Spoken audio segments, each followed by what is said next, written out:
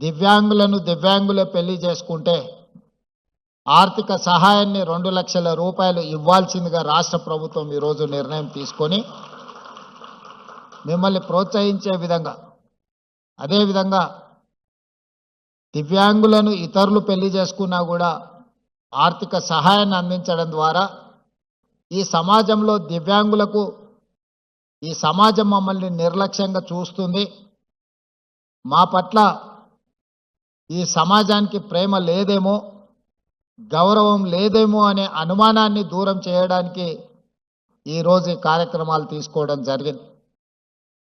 ఇవే కాకుండా ప్రభుత్వ నియామకాలలో, అదేవిధంగా ఈ మధ్యకాలంలో క్రీడలలో కూడా దివ్యాంగులను రాణించే విధంగా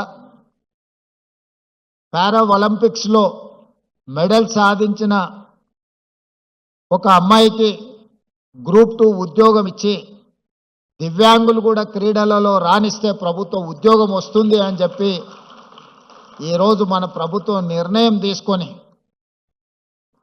అన్నీ బాగున్నాయి. ఈరోజు సమాజంతో పోటీ పడడమే కష్టమైన పరిస్థితులు ఉన్నాయి. అత్యంత తీవ్రమైన పోటీ ఎదుర్కొంటున్న ఈ సందర్భంలో, ఈ తీవ్ర పోటీ ఉన్న సమాజంలో దివ్యాంగులకు అవకాశాలు రావేమో అని బాధపడాల్సిన అవసరం లేకుండా అది విద్యలో కానీ, ఉద్యోగాలలో కానీ, క్రీడలలో కానీ దివ్యాంగులు ఏమాత్రం రాణించినా వాళ్ళని ప్రోత్సహించాలని చెప్పి ఈరోజు మా ప్రభుత్వం పనిచేస్తుంది. మీరందరూ ఆత్మస్థైర్యం కోల్పోకుండా ప్రభుత్వం కల్పించే అవకాశాలను సద్వినియోగం చేసుకొని జీవితంలో ఎదగాల్సిందిగా మీ అందరికీ సూచన చేస్తున్నా.